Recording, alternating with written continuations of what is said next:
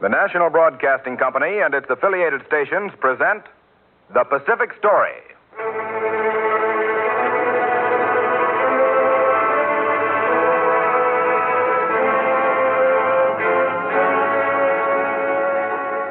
In the mounting fury of world conflict, events in the Pacific are taking on ever greater importance. Here is the story of the Pacific and the millions of people who live around this greatest sea. The drama of the peoples whose destiny is at stake in the Pacific War. Here, as another public service, is the tale of the war in the Pacific and its meaning to us and to the generations to come.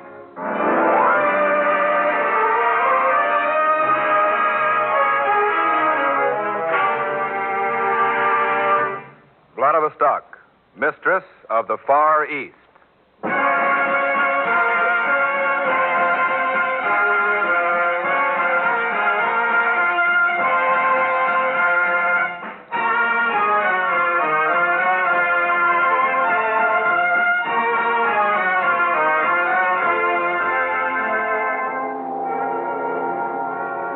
Good morning, Mr. Seminoff. Good morning, Mr. Okada. It is an invigorating morning, is it not? Very invigorating. Yes. There is nothing like a brisk walk in the early morning air. No, there is nothing like a walk in the morning. Well, I must be on my way. Good day, Mr. Seminoff. Good day, Mr. Okada. Pleasant little fellow, that Japanese. He's attached to the Japanese consulate at Vladivostak. The Japanese consulate? Yes. Well, what's he doing walking way out here on the point at this hour of the morning? He's looking, Mr. Walton. And taking pictures? Yes. Oh. Aren't you a little concerned, Mr. Seminoff, about having a Japanese out on a strategic point like this, looking and taking pictures of the harbor? The Japanese know all about Vladivostak. Yes, and I can see why. They occupied Vladivostok for nearly 4 years just after the First World War. They've had a consulate here ever since. Are there many Japanese attached to the consulate here who take walks and take pictures, like this Mr. Okada? Quite a number, but it makes no difference. They know we have a fleet of submarines based here at Vladivostok, and they know that the approaches to the harbor are mined, and they know that we have heavy gun emplacements up there on the hills overlooking the city, and they know that we have airfields for bombers and fighters here.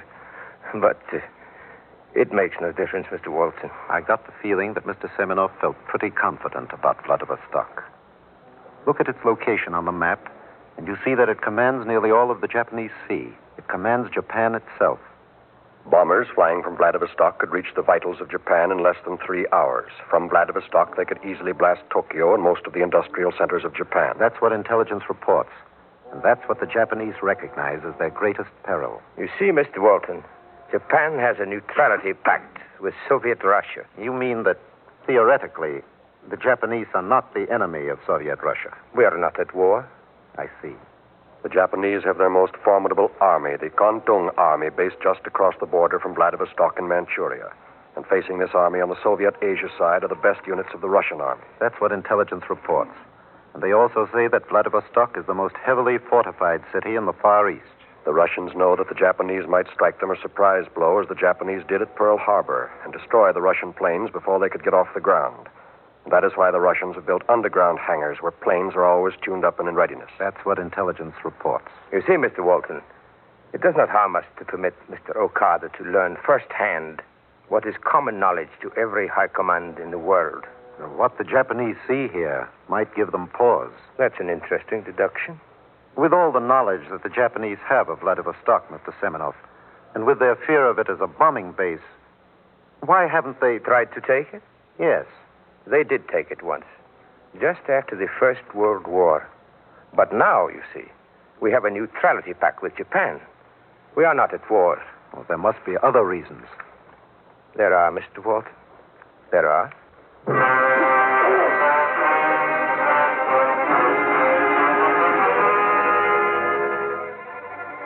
Look over Vladivostok today, and you see a city of something more than 200,000 stretched along the north shore of the Golden Horn. Behind it is a rocky ridge of hills glowering down over the harbor. The approaches to the harbor are dotted with rugged islands, ideal for fortifications.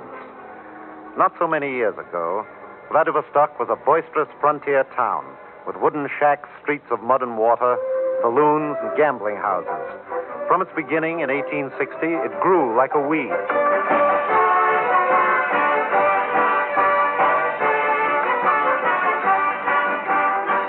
Business and trade mushroomed. Chinese, Koreans, Japanese, Mongols, Europeans, Turks, people from everywhere came here. And as early as 1889, it had already become apparent that Vladivostok would have to be defended. Vladivostok will be the most important seaport in the Far East. Therefore, we must defend it. This fortress will protect the city from both land attack and sea attack. So Vladivostok became more than a city and a seaport. It became a strategic military post.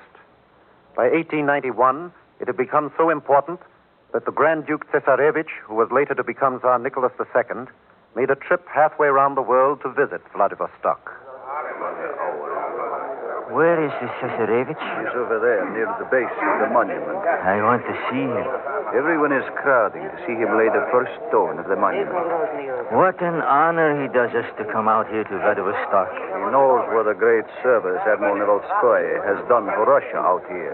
Nevelskoy. He was the first to see the value of this great land on the Pacific. Quiet now. Cesarevich is laying the first stone of the monument. Yes.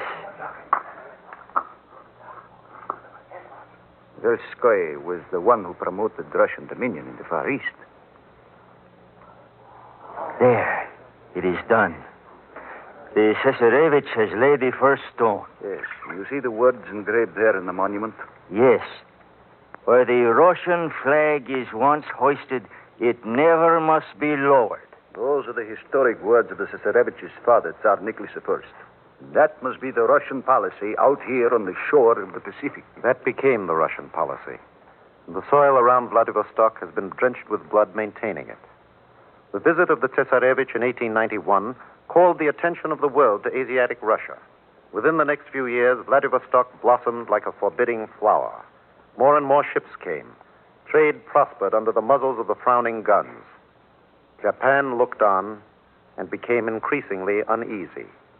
On her flank, she saw the development of a seaport and a city and a fortress, which to her could mean only trouble.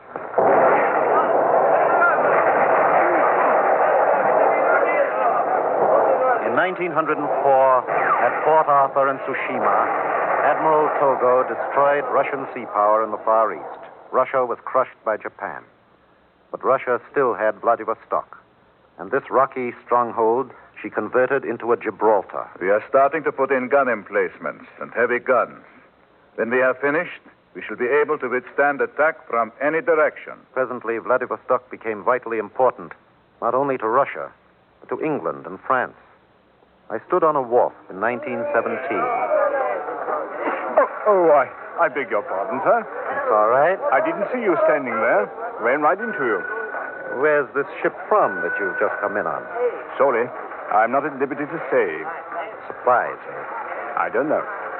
More ships have been coming in here to Vladivostok these last few months than I've ever seen before.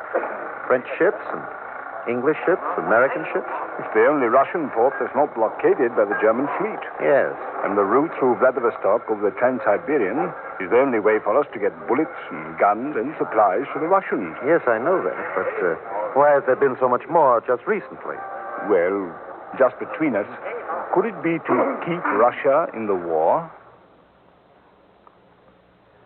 Not long after that, the Reds overthrew the Tsarist regime. The revolution extended to the Pacific, and Vladivostok became a center of conflict.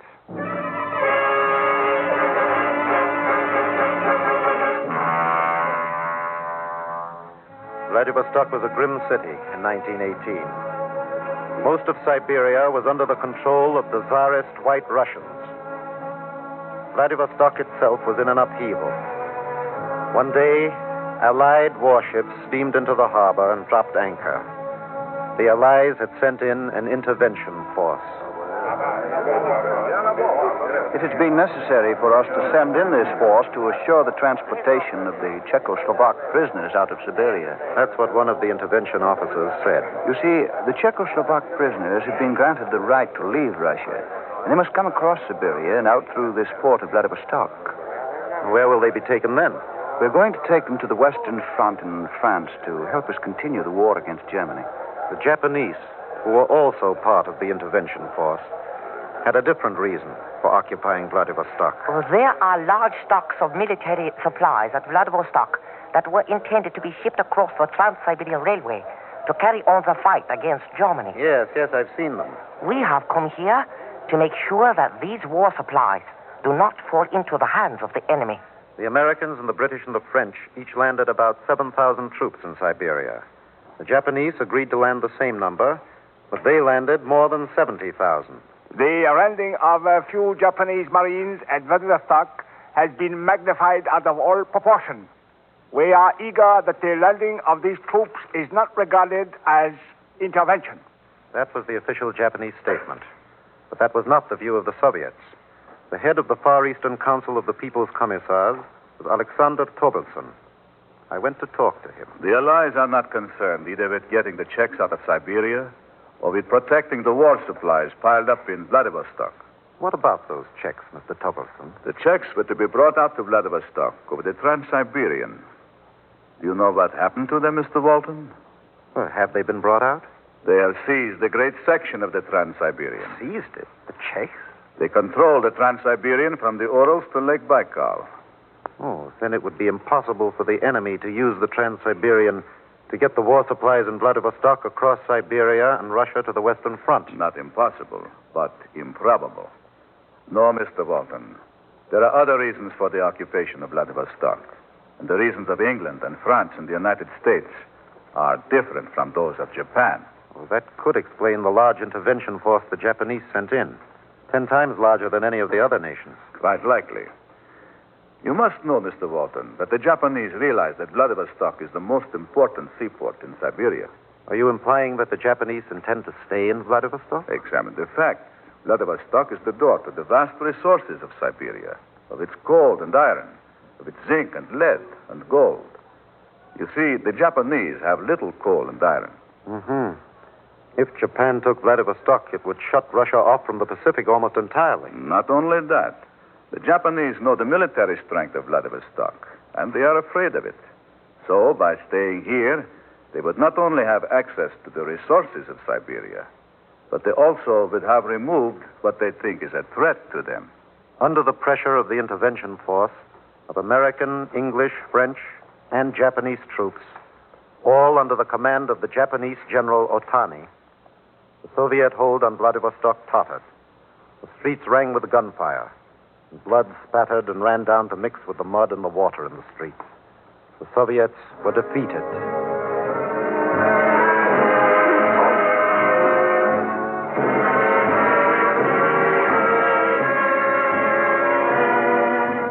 On the 4th of July in Vladivostok, the people held the funeral of the defenders of the fallen Soviets.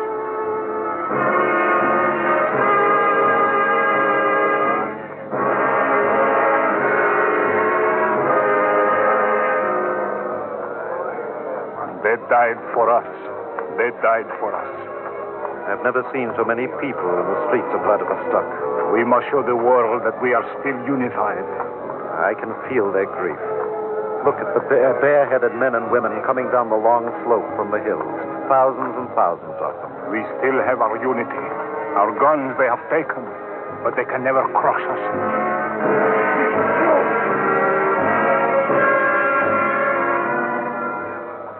We walked with the great mourning mass of people down to the Red Staff building. And there with the others, we listened to Suchanov, the president of the Soviet. Here where our comrades were slain. We swear by these red coffins that hold them, by their wives and children that weep for them, that the Soviet for which they died shall be the thing for which we live, or if need be, like them, die. Henceforth, the return of the Soviet shall be the goal of all our sacrifice and devotion. The bayonets have been wrested from our hands. But when the day comes that we have no guns, we shall fight with sticks and clubs. And when these are gone, we shall fight with our bare fists and bodies. Now it is for us to fight only with our minds and spirits. The Soviet is dead. Long live the Soviet!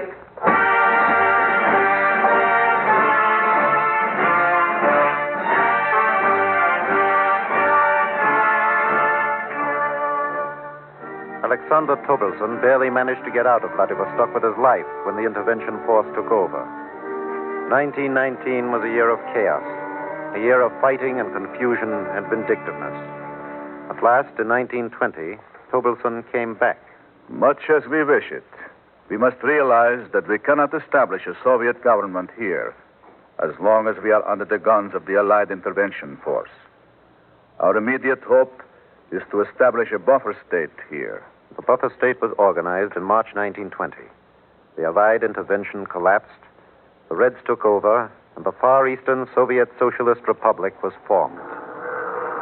The last of the English and the French and the Americans have now left Vladivostok. But the Japanese are still here. They are showing no signs of leaving. We have made it plain that we wish them to get out. We must push them out. What Alexander Tobelson had said about the Japanese was turning out to be right. You see, Mr. Walton, it is as much to the advantage of the United States to clear the Japanese out of Siberia as it is to Soviet Russia. I could see what he was getting at. If the Japanese control the Pacific shore of Siberia, you Americans will have them for neighbors across the Bering Straits. You will have them virtually on your lap in Alaska. Then what are you going to do about the Japanese here? We have been negotiating a long time, but sometime this negotiation must end. There was hidden meaning in what he said. Not long after this, I saw what he meant. The Reds have captured the Japanese trenches! The Reds have captured the Japanese trenches! The whistles of the shops and the factories are blowing. That is the signal for the general strike. Yes, the Red troops are approaching Vladivostok. We will do no work. We will perform no services. Our troops are coming. Milling throngs to the Japanese headquarters, but I found no Japanese there. The excitement grew with each passing hour. The Red Cavalry is coming! The Red Cavalry is riding down the Japanese. Within a few minutes, the streets cleared. The shops that were not already closed locked their doors. Men and women and children disappeared from the streets as if by magic. At twilight, the Red Cavalry was at the gates of the city, and soon it was charging down the cobblestone streets.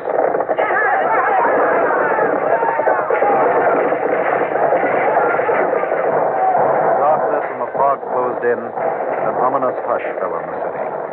For 5 days, there was not a light in Vladivostok, but there was great activity at the wharves. The Japanese have been evacuating for 3 days now. At last they are going. The last Japanese troops are on that transport you see there, passing out of sight down the Golden Horn. Vladivostok is at last in the hands of the Soviets. We will make sure that the Japanese never return.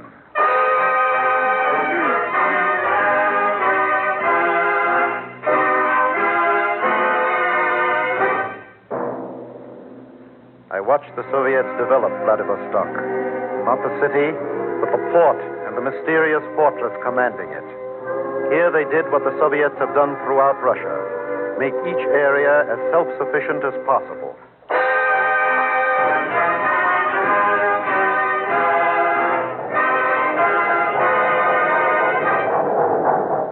This train is bringing in coal from the mines right in this region here. Not so many years ago, Vladivostok had to import every pound of its coal.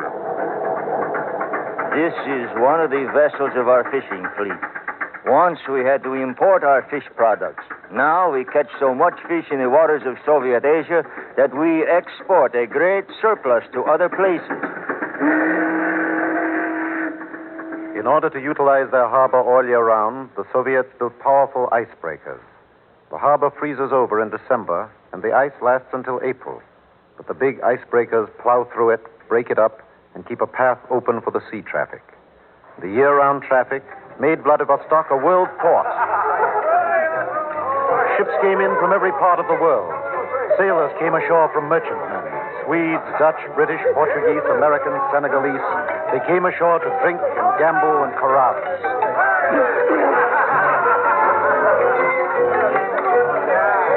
Hello, mister.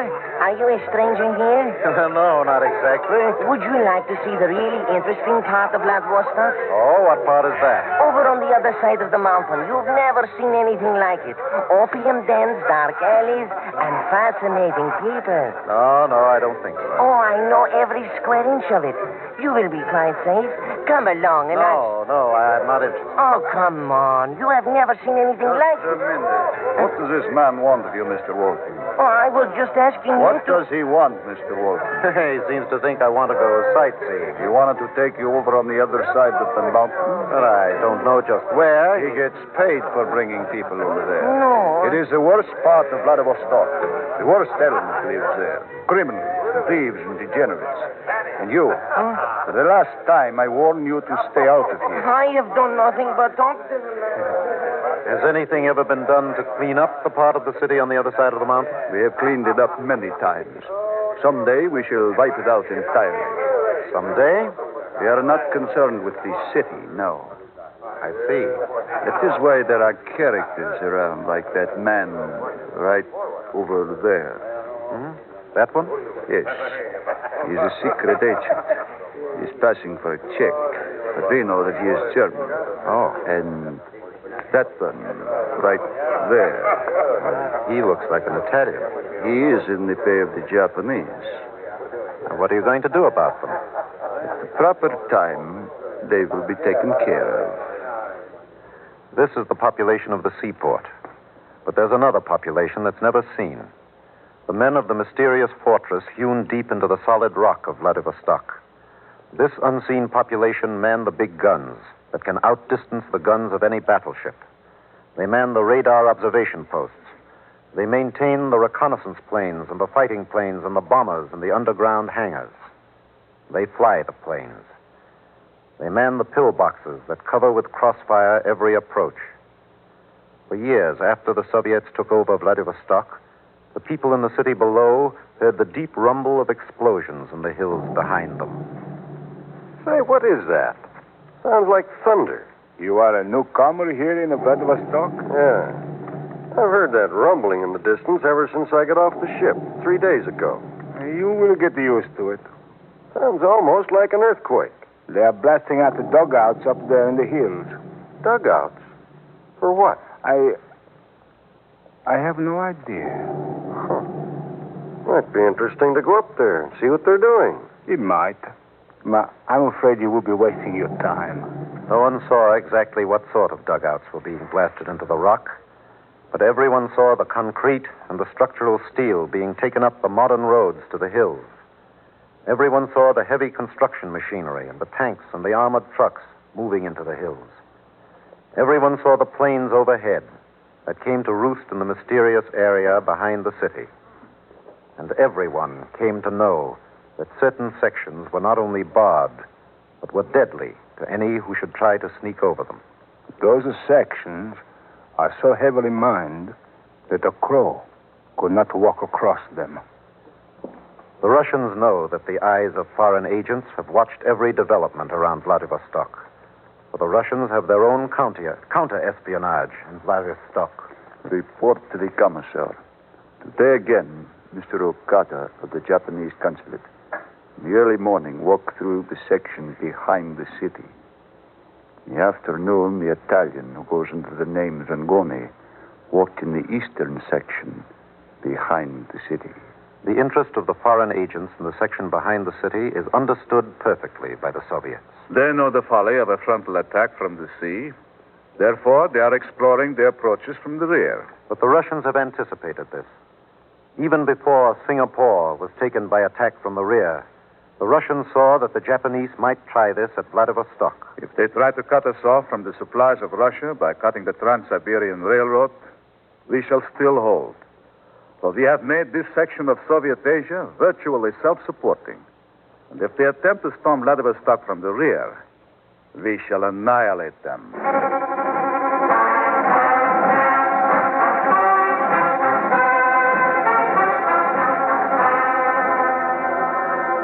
The Soviets remember well when the Allied warships sailed into the harbor, and Vladivostok, shivering and hungry and helpless, lay under their guns. Since that time, the most imaginative, the most enterprising brains of Soviet Russia have pondered over every possibility of that happening again. They have pondered over detailed charts of the harbor. And now, for more than 20 years, they have been taking measures to ensure that it never happens again.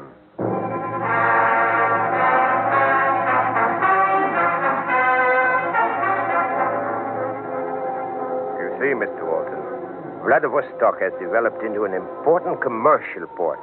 It is the outlet for the products not only of Soviet Asia, but also of Manchuria and North China. I knew that Mr. Semenov was trying to divert my attention from the military significance of the port. You see those long warehouses there along the wharf?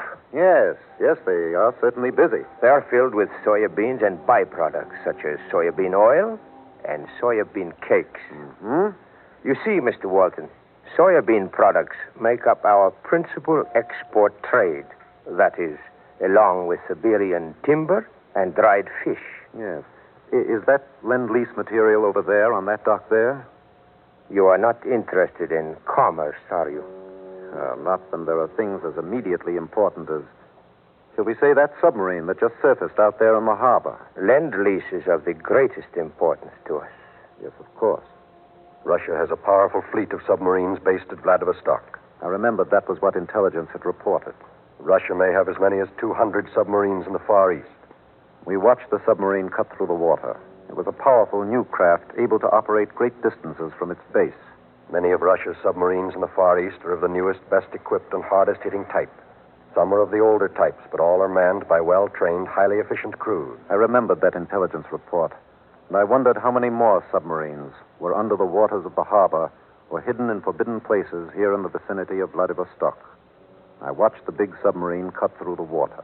You see, Mr. Walton, the harbor is 4 miles long and a mile wide. Plenty of space for much greater commercial development. Yes. Where do you suppose that submarine out there has just returned from?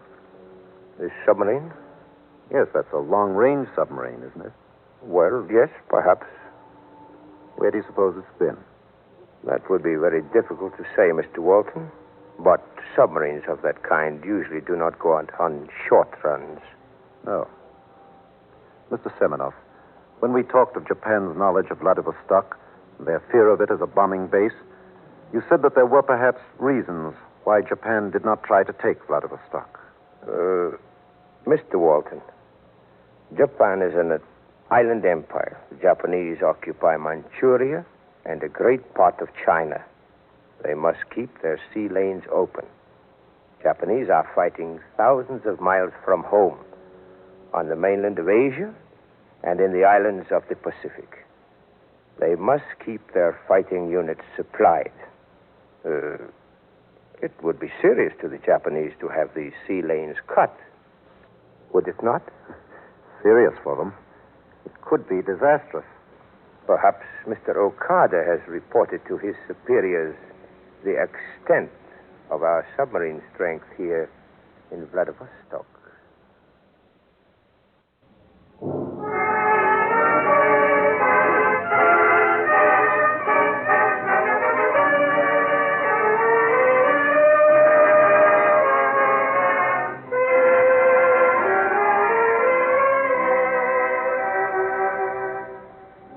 You have been listening to The Pacific Story, presented by the National Broadcasting Company and its affiliated independent stations as a public service to clarify events in the Pacific and to make understandable the cross currents of life in the Pacific Basin. For a reprint of this Pacific Story program, send 10 cents in stamps or coin to University of California Press, Berkeley, California.